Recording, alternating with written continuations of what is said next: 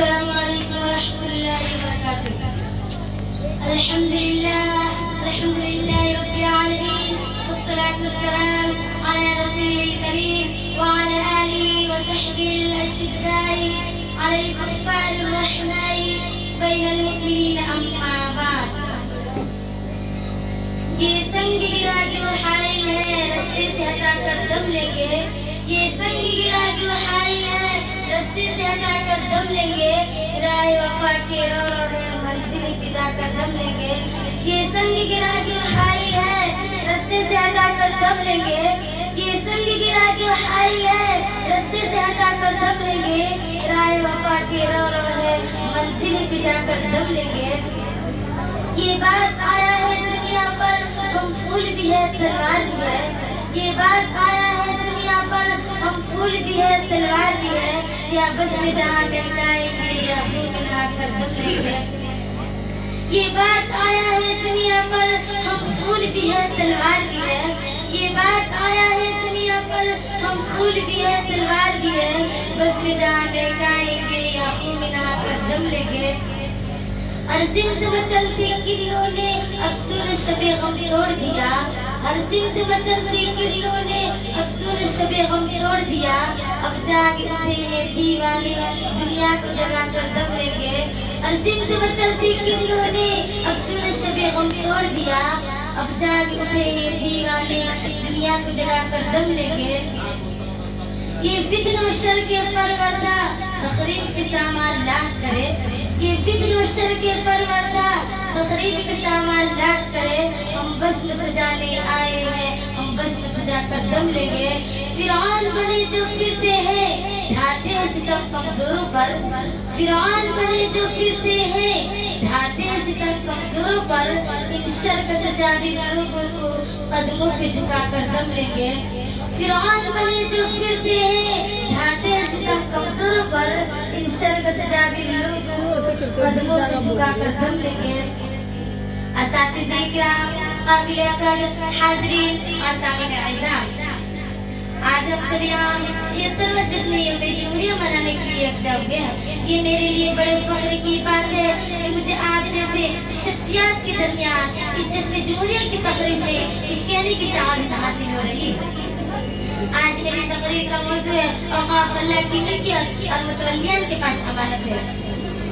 اے وطن عزیز کے شریف بھائیوں، تقسیم ہند کے بعد ہندوستان کے اندر رہ جانے والے مسلمانوں کو جن مذاہب و حالات سے دوچار ہونا پڑا، مثلاً جان و مال، عزت و آبرو، دین و مذہب پر عمل کرنے کی آزادی سے محرومی کا خطرہ ہونے لگا، تو جمہوری ملک میں جمہوری طرز پر بعض اقلیتوں کو جن میں مسلمان بھی ہیں ان کے مذہب کے لحاظ سے مذہبی قوانین پر عمل کرنے کا اختیار دفعہ 25 کے تحت دستور ہند میں دیا گیا. اسلام کے چاہنے والوں، جب شریعت اسلام کے آئینی قوانین مثلا نکاح، طلاق، خلا، زہار، الہ، فسخ نکاح، عدت، نفقہ، وصیت اور وراثت وغیرہ جیسے احکام پر ڈاکے ڈالے جانے لگے، ہندوستان کے مختلف مکتبہ فکر کے علماء نے متحدہ طور پر یہ طے کیا اسلامی آئینی قوانین کے تحفظ کے لیے ایک بورڈ بنایا جائے.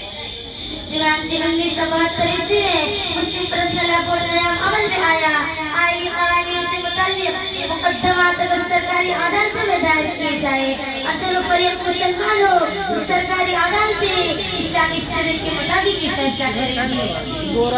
اسی قانون کے مجموعوں کو مسلم پرسنل لا کہا جاتا ہے. مسلم پرسنل لا قرآن و حدیث سے ماخوذ ہے. مسلم پرسنل لا ارے بھائی بورا سب کو گرا رہی ہو ادھر سے، بورا سب کو گرا رہی ہے. ہمارا ایمان ہے اور ہمارا اسلام ہے. اسلام دین فطرت ہے. دین فطرت کے خلاف کسی بھی بات کو ہم مسلمان قطعی طور پہ برداشت نہیں کر سکتے. مسلمانوں کو جان نہیں بلکہ ایمان عزیز ہوتا ہے. اے ملت کے نام حل، موجودہ دور کے حالات آپ کی نگاہوں کے سامنے ہیں. مسلمانان ہند جن گناہ و مسائل سے دوچار ہیں ان میں اوقاف کی جائیدادوں کا تحفظ اور ان کا صحیح مذہب بھی ایک اہم اور سلگتا ہوا مسئلہ ہے. ملک کے چپا چپا میں پھیلے ہوئے اوقاف کی دینی اور مذہبی حیثیت اپنی جگہ مسلم و مستحکم ہے. اے ملت کے غیور نوجوانوں، وقت منقولہ اور غیر منقولہ جائیداد کو مملکت میں وطن خلافہ کے لیے ڈال دینے کا نام ہے۔ مذہب اسلام میں روز اول سے وقت کا نظام جاری ہے۔ اسلامی تعلیمات میں نہ صرف اس کی ترغیب دی گئی ہے بلکہ اس کو آخرت کی اسکاری اور ملت کی فلاح و بہبود کا ذریعہ قرار دیا گیا ہے۔ بلکہ حضور صلی اللہ علیہ وسلم کے آن سے ہی اللہ کے راستے میں ہوئے وقار اور زمینوں کو دے دینے کا ثبوت ملتا ہے۔ حضور صلی اللہ علیہ وسلم نے نہ صرف ان کی حوصلہ افزائی فرمائی بلکہ وقت کرنے والوں کو مختلف قسم کی بشارتیں دی۔ پہلا وقت اللہ کے رسول صلی اللہ علیہ وسلم نے مسجد قباء کی زمین کے بعد کیا، حضرت عمر نے خیبر کی زمین اور حضرت عثمان نے دیر نما اور حضرت ابو طلحہ انصاری نے باغ وقت کر کے اسے تسلسل بخشا۔ حدیث میں مذکور ہے کہ کوئی صحابی ایسے نہیں بچے جنہوں نے اللہ کے راستے میں اپنے صلاحیت اور استعداد کے مطابق صدقہ یا وقف کیا۔ ہندوستان میں جب اسلام آیا تو بادشاہوں، نوابوں، زمینداروں اور عام مسلمانوں نے کثرت سے ابھری ہوئی زندگی میں کام آنے والے ثواب کی نیت سے مساجد، مدارس، خانقاہ، مزارات اور مسافرخانے اور قبرستان کے لیے زمینیں وقف کی۔ ان کا استعمال زمانی وقت کی حیثیت سے ہوتا رہا۔ وقف کرنے والوں نے اس کی ضرورت نہیں محسوس کی کہ اس کو رجسٹرڈ کیا جائے اور رجسٹرڈ کیوں ہے اس کا اندراج اپنی حیثیت سے کرایا جائے۔ چنانچہ 80% اوقاف سوالی ہے اور برسوں سے اس کا استعمال ان کاموں کے لیے ہو رہا ہے جس کے لیے واقف میں وقف کر دیا تھا۔ سرکاری سازش کے تحت بہت سارے قبرستان کے مساجد کے آنگنے کو غیر مجروح عام بنام ریاستی سرکار کر دیا گیا۔ ان میں کئی قبرستان کو قبرستان اور گورستان کو گورستان لکھ دیا گیا ہے اور قانونی طور پر اس وقت کی حیثیت کو ختم کر دیا گیا ہے۔ میرے عزیزو، ہر دور میں اوقاف کی کوشش کی جا رہی ہے، دستوری عالی طور پہ تحریکیں بھی چلتی رہی ہیں۔ تحفظ اوقاف کے لیے انگریزوں کے دور میں پہلا قانون 1923 میں بنا۔ آزاد ہندوستان میں وقت 1953، 1969، 1984 اور 1985 میں ترمیمات کی گئی۔ ابھی جو ایک مشتمل ہے وہ 1995 کا بنا ہوا ہے۔ مگر افسوس ان جائیداد کے نقصان پہنچانے کے لیے سرکاری اور غیر سرکاری دونوں سطح پر سازشیں کی جا رہی ہیں۔ ان کی اصل وجود کو مٹانے کے لیے منصوبے بنائے جا رہے ہیں۔ آج مرکزی حکومت وقت ترمیمی بل 2024 لا کر شریعت اور وقت کے مسائل میں تبدیلی کی کوشش کر رہی ہے۔ وقت ترمیمی بل 2024 کی وجہ سے مسلمانان ہند کے درمیان اضطراب ہے، بے چینی ہے، شک و شبہ ہے۔ ملک میں ہر جگہ کم و بیش جلسے ہو رہے ہیں، مظاہرے ہو رہے ہیں۔ مسلمان اس بل کو کسی بھی طور پر قبول کرنے کو تیار نہیں ہے۔ بھارت کے مسلم ثبوتوں یہ وقت ترمیمی بل 2024 کے دستور کی دفعہ 26 کے خلاف ہے، جسے ملک کے تمام باشندوں کو مذہبی آزادی دی گئی ہے۔ انہیں اپنی تعلیم گاہوں، عبادت گاہوں اور مذہبی مقامات کے آزادانہ انتظام کا حق دلایا گیا ہے۔ اس وقت کی حیثیت مسلمان کو انتظام انتظام کا آزادانہ حق حاصل ہے۔ اسی طرح سے بھی اقلیتوں کے عینی حقوق کی بات کرنے والے دفعہ 29 اور مملکت کے تمام شہریوں کو مساوات کا حق دلانے والی دفعہ 14 کے خلاف ہے۔ ان سب کے علاوہ 331، 32، 21 اور 19 کو ولایت تحت رکھ کر یہ بل لایا گیا ہے۔ اس وقت ترمیمی بل 2024 کہنے کو تو 44 ترمیمات ہے لیکن اصلاً 157 ترمیمات ہے۔ وقت ترمیمی بل 1995 میں دیے گئے مراحل و سہولیات سے ہی نہیں بلکہ پورے اوقاف سے مسلمانوں کو آہستہ آہستہ محروم کر دے گا۔ ان ترمیمات کے نتیجوں میں اوقاف کی محکم غیر مسلم کا عمل دخل پڑے گا اور زبانی استعمال کی وجہ سے وقت کی حیثیت ختم ہو جائے گی اور فیصلے کے اختیار اللہ تصاحب کو ہوگا جس کی حیثیت ایک گناہ مدعی کی ہوگی۔ اور جب مدعی منصف ہو جائے تو فیصلہ کیا اور کیسا ہوگا ہر آدمی سمجھ سکتا ہے۔ متولی اور وقف بورڈ کی حیثیت صرف رابطی ادارے کی رہ جائے گی۔ اس کا سارا کام طلب تصاحب تک کاغذات پہنچا دینے میں محدود ہو جائے گا۔ جن زمینوں کے کاغذات نہیں ہوں گے ان کی حیثیت وقف کی تسلیم نہیں کی جائے گی اور پھر بنی عمارتوں کو بلڈوز کر دیا جائے گا۔ ہندوستان کے غیر مسلمانوں بل کے مسودے کو مطالعہ سے حکومت کی بدنیتی صاف صاف ظاہر ہو رہی ہے جسے کوئی بھی سمجھدار انسان پڑھ کر سمجھ سکتا ہے۔ غزے کے وقت ترمیمی بل کا معاملہ ملت کا سب سے بڑا چیلنج بنا ہوا ہے۔ موجودہ مرکزی حکومت نہایت چالاکی اور عیاری کے ساتھ اوقاف کی مقدس اطاعت کو ہڑپنے خالص مذہبی معاملے میں جبری مداخلت کر کے مذہبی آزادی کے عین روح کو بحال کرنے کے لیے کمر بستہ ہے. مشترکہ پارلیمانی معاملے کی جہت کو کم کرنے کے بجائے مزید اس کو تول دے دیا گیا ہے.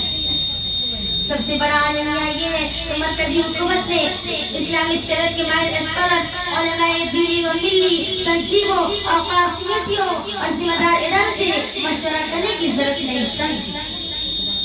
اس لیے میں مرکزی حکومت سے کہنا چاہوں گی جب تک موجودہ وقت ترمیم ایکٹ پر علماء اکرام، مفتیان اکرام، دینی و ملی تنظیموں اور اوقاف کمیٹیوں کا اعتماد حاصل نہ کر لیا جائے اس وقت تک کسی اجرت میں ہرگز کوئی مزید قدم نہ اٹھائے. اور اگر ایسا کیا گیا تو ہم مسلمان جمعیت علماء ہند کے پلیٹ فارم سے ملکی سطح پر اس قسم کے ایمانی سطح ایمانی اقتدار تک آواز حق بلند کریں گے اور ضرورت پڑنے پر سپریم کورٹ کے دروازے پر بھی دستک دینے کے لیے خود کو تیار رکھیں گے، کیونکہ اپنے اسلاف کے اساتذہ کی سرکاری اور غیر سرکاری سطح پہ جاری رہنے والی تباہی پر خاموش تماشائی وقت نہیں کر سکتے. اس لیے ارباب حکومت جس قدر جلد ممکن ہو سکے وقت جوائنٹ پارلیمانی کمیٹی کی سفارشات کے نفاذ کو یقینی بنانے کے لیے عملی قدم اٹھا کر مسلمانوں کی بے چینی کو دور کرے. اسلم بھائی، برادران اسلام، بحیثیت مسلمان ہماری ذمہ داری ہے کہ مسلمان قانون کی دائرے میں رہتے ہوئے امن و امان کا خیال کرتے ہوئے اس کا مقابلہ کرے اور اصلاح فرار اختیار نہ کرے اور سماج کے تمام طبقوں کو ساتھ لے کر چلے. مومن کا شعور یہ نہیں ہونا چاہیے کہ ظلم کے سامنے سر جھکاتا جائے، بلکہ اسے دیندار متے ہوئے جو لوگ امن و انصاف پر قائم ہو ان کے لیے تو ریشم سے زیادہ نرم ہو، جو لوگ ظلم و جہل میں کمر بستہ ہو ان کے لیے تو وہ شمشیریں برہنہ ہو.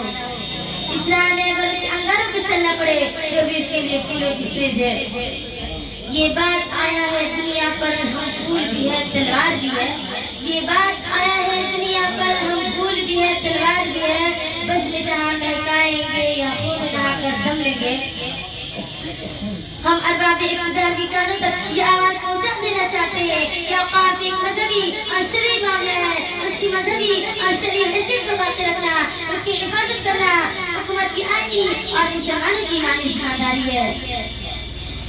حضور صلی اللہ علیہ وسلم کے ذریعے سے ہم تک پہنچایا ہوا دین ایک مکمل ضابطۂ حیات ہے، کسی کا بنایا ہوا نہیں بلکہ اللہ کا بنایا ہوا قانون ہے، جس میں کسی طرح کی ترمیم و تبدیلی کا حق اللہ کے بندوں کا نہیں ہے. اس کا حق نہ مسلمانوں کا ہے اور نہ دنیا کسی اداروں کا ہے.